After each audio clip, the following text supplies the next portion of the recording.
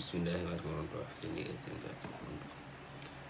hamdi wa sukri liman kulli bihi sara lahu ridan duna sukhtin hinda sarsara. hamdi wa sukri liman kulli bihi sara lahu ridan duna sukhtin hinda sarsara.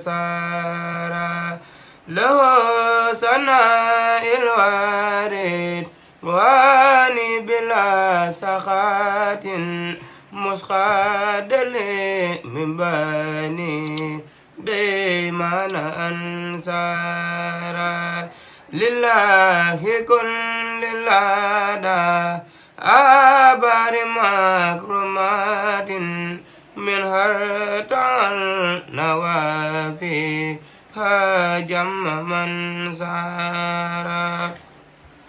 إن الذين إلى سرسار قد خساد زيارتي فراغ دارين أو سارا.